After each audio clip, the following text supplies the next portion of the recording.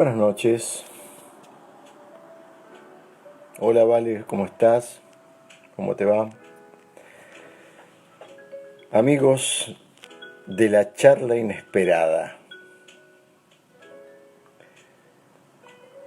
Es así como le puse de nombre a estas charlas que surgen así, como de repente y sin aviso, y es para los que están despiertos, para los que están aburridos, para los que se cansaron de ver series de Netflix,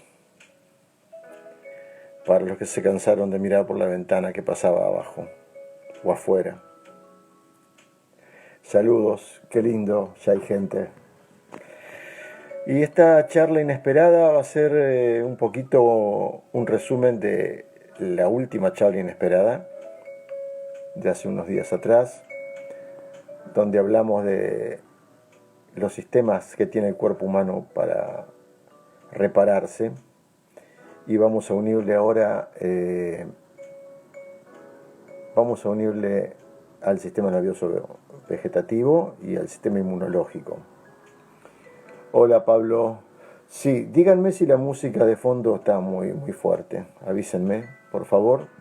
Vanina Montesano, avísame si el jazz que está atrás, calmando a las fieras ahí, si está muy fuerte. Oh, el papá de Gigi y Pipi. Te vas a aburrir con mi charla, ¿eh? Una 3, 4M querés que haga. Bueno, ya somos bastantes, ¿no? Vamos a ver el tiempo. Fin. Buenas noches, te escucho mientras termino de hacer el asado. Sos un capo. Está perfecta la música. Bueno, dijo Vale Sanabria que está perfecta, entonces mejor, porque me gusta esta música. Voy a hacer un repasito de lo que vimos el otro día. Ya no voy a poder leer los mensajes por un ratito, porque voy a estar enfocando la pantalla de la notebook. A ver, esperamos que entre alguno más. ¿Qué será esto, no? ¿Para dónde irá? Esto es lo bueno, la espontaneidad que tiene este sistema, ¿no?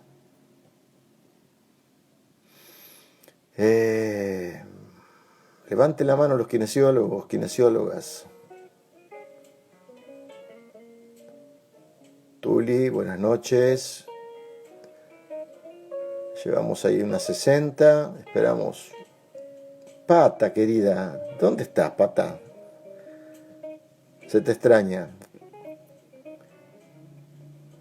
Esfero Movimiento. Qué buen nombre le pusiste, ¿eh?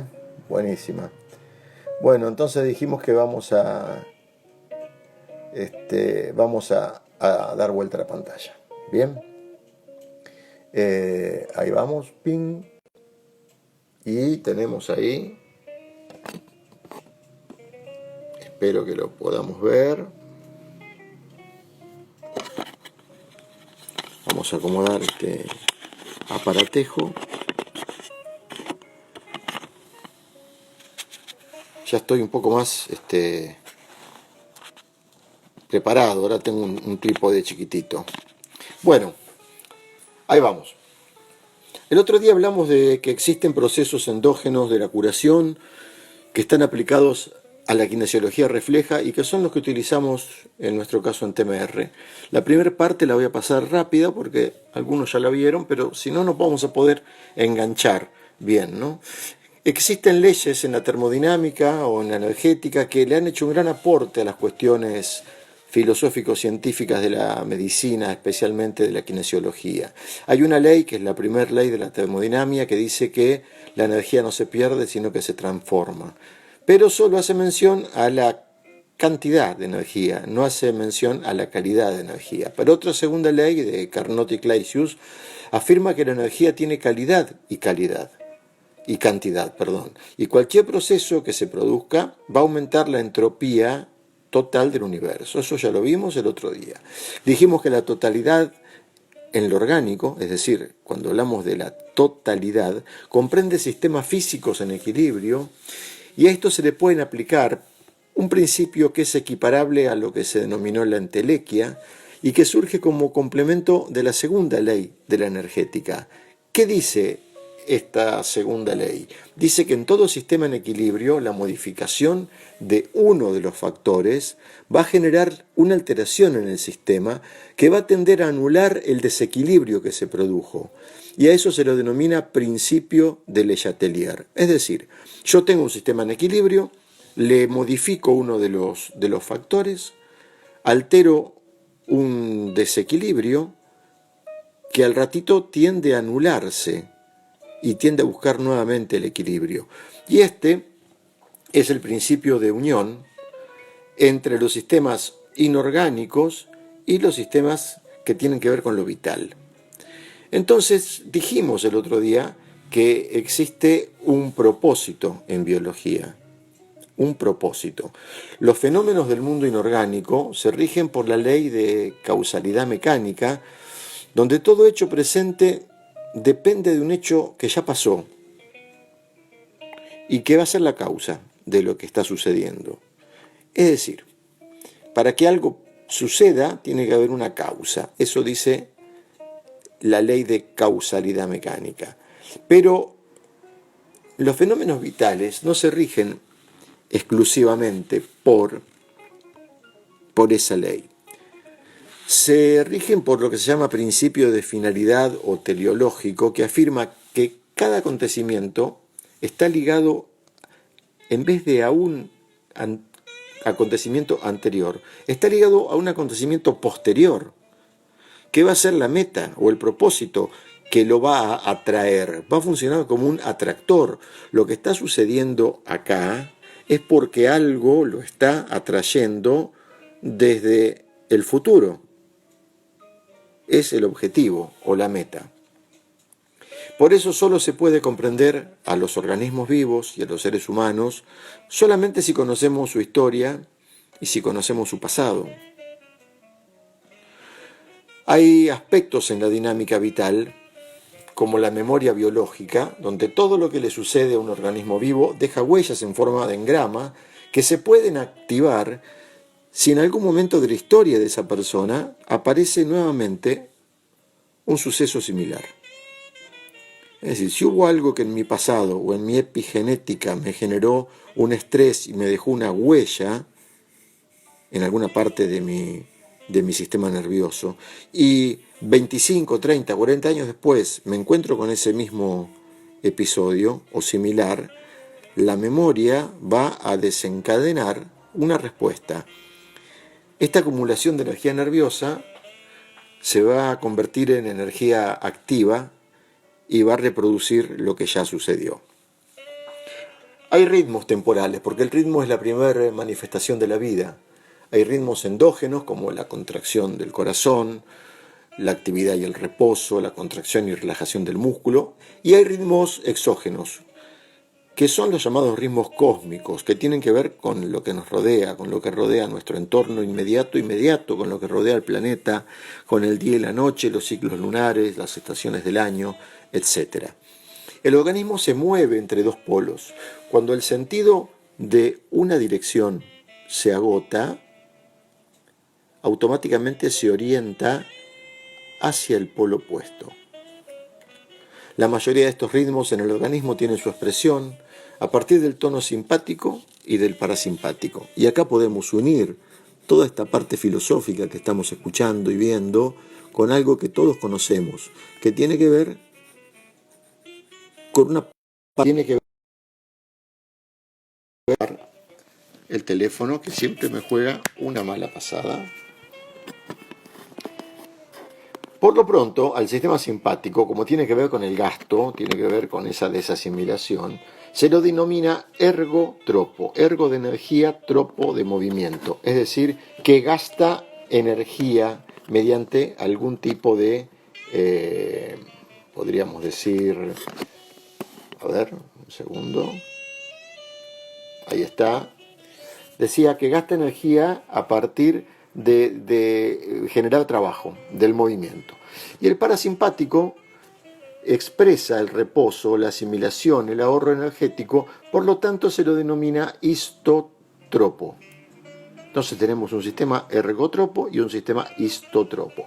Y esos ritmos van a tener una alternancia que está condicionado por el día, donde actúa el simpático, y la noche, donde actúa el parasimpático, que van a constituir lo que todos conocemos como ritmo nictemeral y que es tan importante en los procesos de reparación de las lesiones, de cualquier lesión con la que nos encontremos, ya sea de una lesión,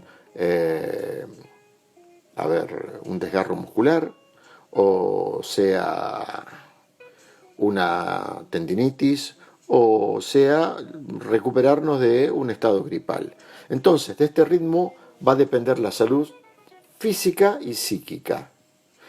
El nivel máximo de actividad del simpático se va a producir a partir de las 18 horas, junto con el mayor nivel de actividad de las glándulas suprarrenales. Por lo tanto, el otro día dije, si yo quiero estimular a un paciente que tiene un aumento del tono parasimpático y quiero elegir un horario para hacerlo, el mejor horario es después de las 18. ¿Cómo activo las suprarrenales? Estimulando la metámera correspondiente a T11, T12. La sensibilidad a la adrenalina es lo que cambia en ese horario, es decir, es menor de noche. Este ritmo nictemeral, que está influenciado por la luz, fue observado por George, viendo que de noche aumenta la hormona melanófora en la sangre y que perdura hasta las 4 de la mañana. Entonces, ¿por qué nos basamos en un criterio psicosomático? TMR se basa en un criterio psicosomático que lo que plantea es la concepción del universo y la relación del hombre con la naturaleza. No podemos olvidarnos de esto cuando encaramos cualquier tratamiento. No podemos dejar esta parte tan importante alejada de la realidad. La aceptación de esa causalidad mecánica y la ley de finalidad o el propósito que tiene toda patología. ¿Cómo es eso? Estamos acostumbrados a decir que las escoliosis son idiopáticas y en nuestro pensamiento teleológico decimos que las escoliosis son el resultado de un pedido de auxilio de alguna estructura del cuerpo que mediante cambios posturales está pidiendo ganar espacio.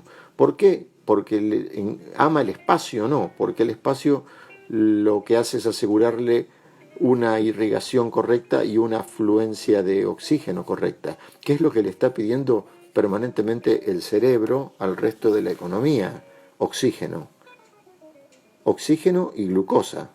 Cuando el cerebro ve amenazado su alimento, manda órdenes específicas que lo que hacen es corregir ejes, cambiar posturas, cambiar centro de gravedad, aumentar espacios o cerrar espacios. Entonces, esta aceptación de la causalidad mecánica y la ley de finalidad o propósito es una parte fundamental en TMR. Y la concepción de que los organismos como sistemas totales en equilibrios tienen una unidad que a la vez es temporal y que es espacial. Por lo tanto, somos seres históricos.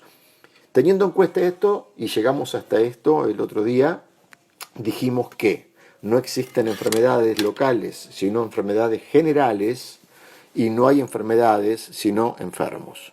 Y hasta acá habíamos llegado. Y ahora vamos a ver cómo se aplica el principio de totalidad en TMR. Porque es importante que todas esas manifestaciones aisladas que vamos viendo en el paciente las ordenemos en un conjunto, formando un sistema que sea lógico y funcional. Y para eso necesitamos del concepto de estructuras y del concepto de sistemas. Las partes van formando sistemas que cada vez se complejizan más, que se resumen luego en lo que es la unidad de la persona total. Se suma a este concepto la unidad teleológica que en los organismos vivos da un sentido útil a los acontecimientos y a las estructuras. Por lo tanto, no combatir el síntoma porque sí, leerlo y entenderlo. En la suma de estructuras se destacan aquellas que quieren manifestar el propósito y nosotros lo que hacemos muchas veces es ahogarla y taparlo. Tapamos el síntoma. Ahora, si el síntoma atenta contra nuestra vida, es otra cosa. Sin duda que hay que trabajar sobre él. Porque la vida depende del movimiento, de la función y de las estructuras vitales que son en última instancia estructuras funcionales. Y esto es lo que yo llamo la revolución de la kinesiología, que de estar encadenada a lo meramente anatómico, apoya una idea de patología funcional. Estos conceptos inculcados por años y años de dualismo mecanicista, desde la escuela primaria, la secundaria y luego la universidad, no conciben a la enfermedad y a la fisiología sin sus asientos económicos, y así la patología siempre tiene que responder a un órgano enfermo. Pero estas ideas dualistas cartesianas chocan con la realidad que los kinesiólogos tenemos todos los días en nuestro consultorio, porque la función de los órganos es responder a una unidad superior, es responder a un propósito. En la actualidad muchas escuelas intentan basar sus métodos y técnicas en el concepto de unidad, pero en la práctica demuestran no poder saltar esa barrera anatomo-biomecanicista que está muy lejos del carácter de totalidad del individuo. La kinesiología intenta adaptar sus métodos a los de la medicina basada en la evidencia y se preocupa por cuantificar cualidades de partes de maneras aisladas del sistema total. Y lo mismo sucede en muchas especialidades y en algunas terapias manuales que quieren, pero no pueden despegarse del concepto mecanicista. La formación académica y la que hemos tenido en los hospitales, sobre todo en los planes de residencia, se han basado en este concepto dualista mecanicista cartesiano que no tiene en cuenta lo que no puede cuantificar. Y hemos estudiado una física clásica cuantificable y nos hemos olvidado que la mayor parte de los fenómenos que nosotros manejamos tiene que ver con una física cuántica que todavía no hemos aprendido a medir ni a cuantificar. Existen tres estructuras constitucionales sobre las que trabajamos que tienen gran correlación con el concepto de cerebro triuno de Paul MacLean y que comprenden de mayor a menor. Un cerebro reptiliano, que es el tronco y la médula, un cerebro mamífero, que es el cerebro emocional, y un cerebro humano, que es el cortical racional. Y sobre esos tenemos que trabajar, sobre el soma, representado por la médula y sus estructuras morfológicas puras, los nervios. Es el cerebro reptiliano, que se basa en lo instintivo, en lo más primitivo, que tiene que ver con nuestra supervivencia. La persona profunda, que tiene que ver con lo estrictamente vital, el instinto, el temperamento, donde se encuentran los sistemas endocrino-vegetativos, la regulación del equilibrio electrolítico y del metabolismo, y que está representada por el cerebro mamífero. Y luego la persona cortical o cerebro cortical, donde radica lo más evolucionado del ser humano, que es la conciencia, el aparato sensorial y motriz que nos conecta con el mundo. Ese es el cerebro consciente o racional.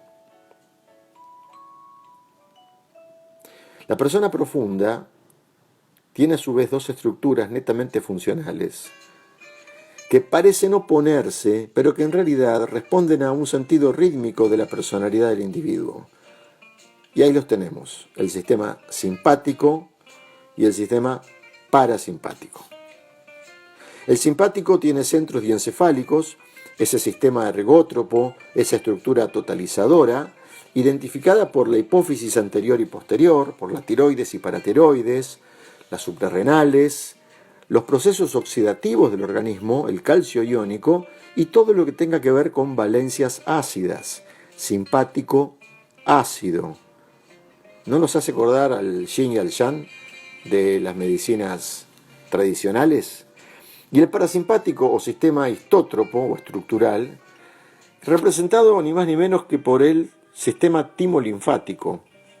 Y ahí pueden deducir la importancia del sistema inmunológico, el intersticio del páncreas, de las glándulas sexuales, los sistemas reductores, lo alcalino, los electrolitos de sodio y potasio, la función de reparación, la restitución somática y funcional, y ahí es donde nos encontramos con lo que nosotros denominamos el primer punto de los sistemas de reparación y los sistemas de curación del cuerpo humano, a nivel del sistema nervioso central.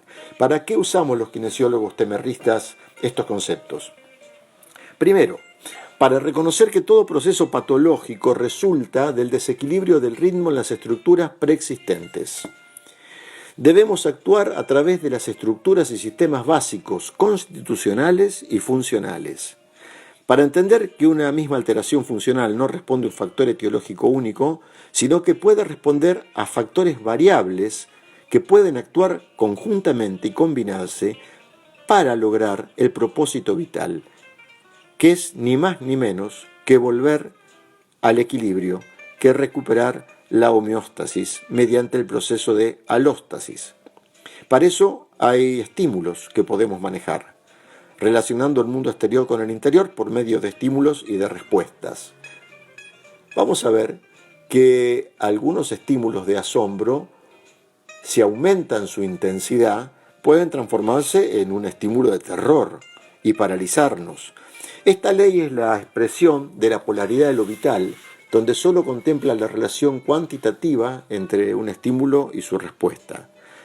Dijo Driech, una acción está caracterizada por una correlación individual entre un estímulo y una respuesta, pero esta respuesta está condicionada por toda la historia del individuo, todo el estado actual del individuo en el que se encuentra en ese momento que nosotros estamos generando el estímulo, que puede ser desde una técnica refleja, que puede ser desde una técnica de corrección postural o la aplicación de ultrasonido, cualquier estímulo.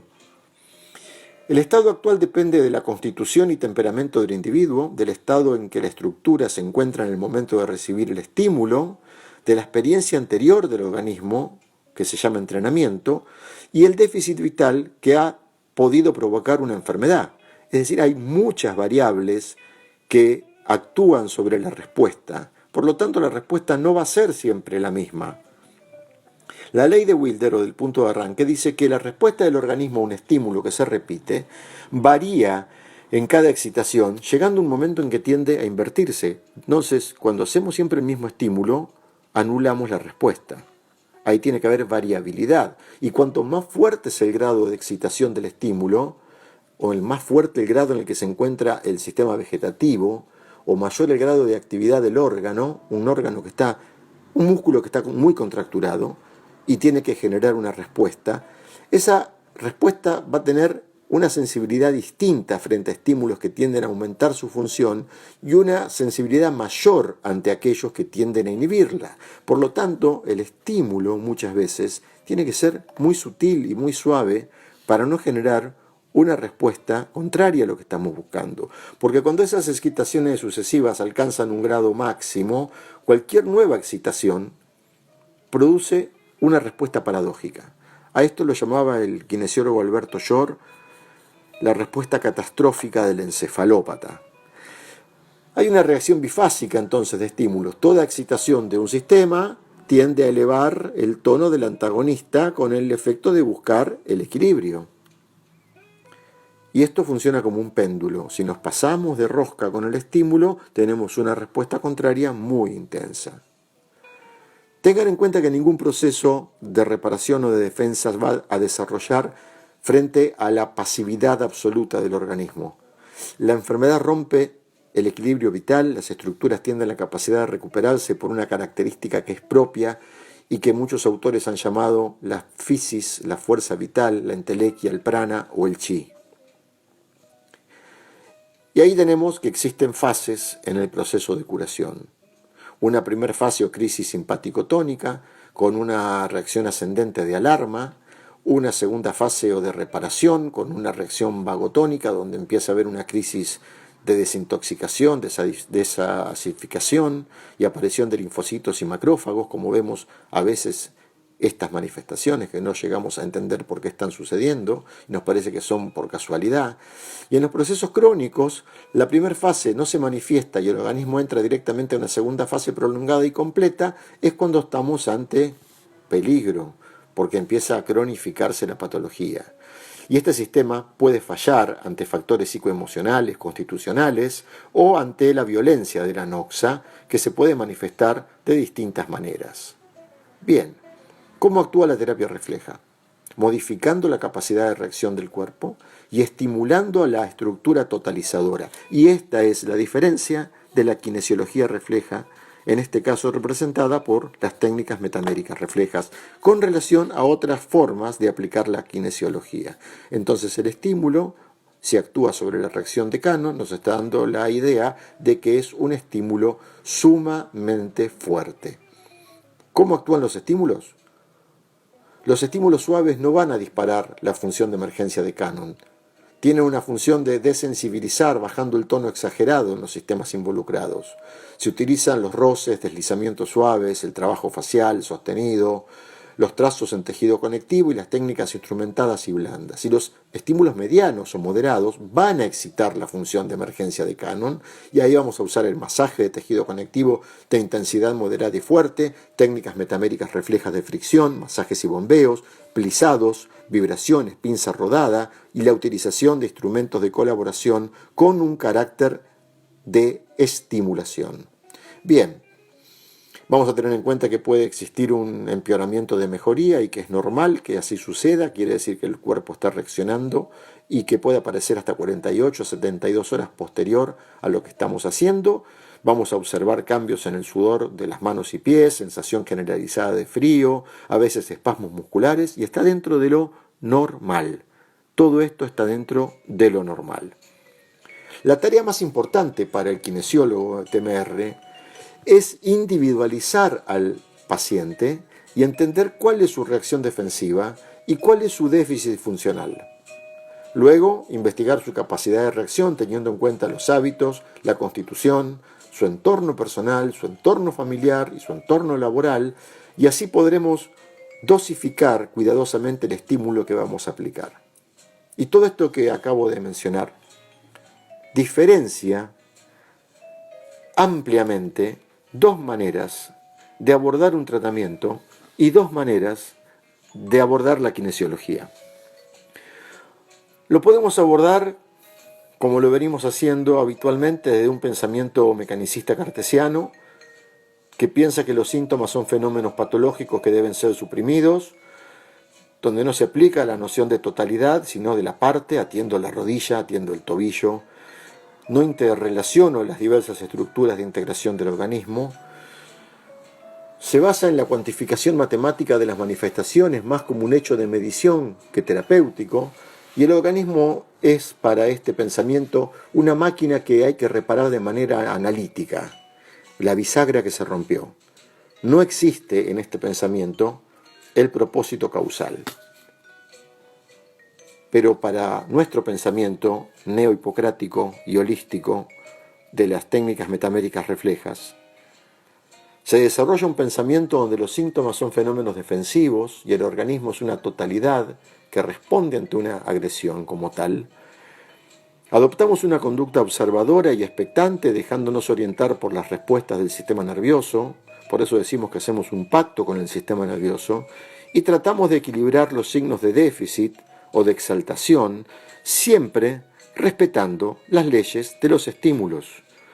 Para nosotros el organismo es un sistema que hay que reequilibrar de manera holística, porque creemos que existe un propósito que es causal. Bien, estimados colegas, la charla inesperada.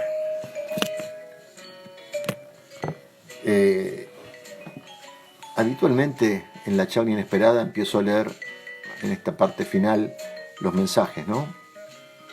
Y hay muchos saludos más que mensajes hoy. Veo alguno que dice por acá atrás, qué buen tema. Un tema apasionante, realmente es un tema apasionante. Es una manera de trabajar que te ubica en otro lugar. No digo mejor o peor, sino dejas de ser un observador ajeno a lo observado y empezás a ser parte de lo observado. Y haces ese pacto con el sistema nervioso mediante técnicas que pueden ser manuales, pueden ser asistidas mediante ciertas herramientas que están pensadas para actuar sobre diferentes receptores de la piel, del celular subcutáneo y del músculo, y de esa manera enviar información con un ida y vuelta hacia los mecanismos de la curación, mal llamados mecanismos, para no caer en el mecanicismo, a esos sistemas de la curación. Todo lo que nosotros tocamos desde el dermatoma sí o sí pasa por el hipotálamo y es elaborado a nivel de la corteza prefrontal y de otras áreas importantísimas que cada vez se conocen más y que se están estudiando desde una nueva ciencia que se llama neurocuántica, que tiene conceptos completamente revolucionarios para todo lo que nosotros hemos estudiado hasta ahora y muy lógicos y muy aplicables para los kinesiólogos.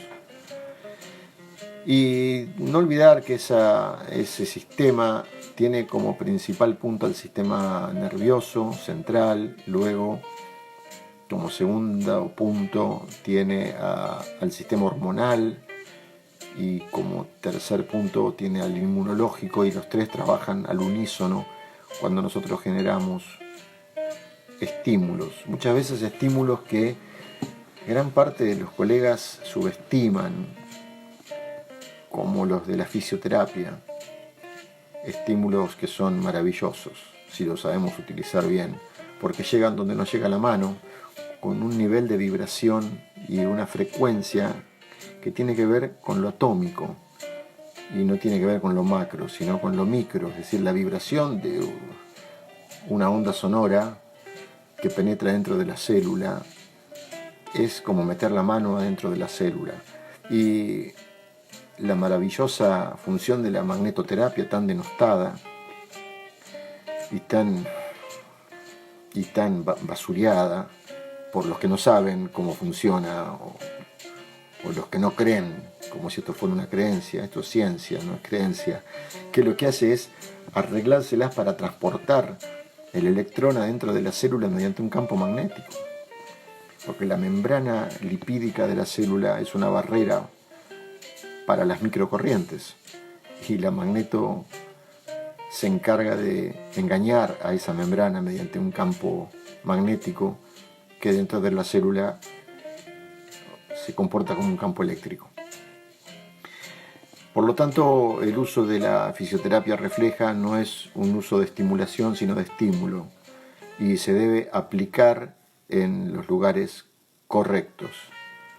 Más allá de utilizar los efectos específicos de los agentes físicos, como puede ser la tixotropía en el ultrasonido o un efecto de termoterapia en la microonda, también utilizar los efectos reflejos de esta fisioterapia, sabiendo que muchos agentes de los que usamos tienen afinidad por el sistema nervioso simpático y otros por el sistema nervioso parasimpático. Bueno, me parece que se han quedado, no se han aburrido, algunos se han quedado desde el comienzo para esta hora de día sábado con jazz y con sistema nervioso, y no me queda más que, si nadie tiene otra pregunta por ahí, saludarlos y decirle que voy a dejar colgado este video en mi historia.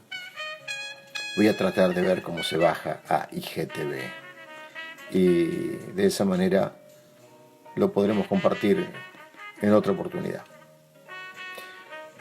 A todos mis colegas les agradezco el haberme acompañado esta noche en otra charla inesperada. Chau.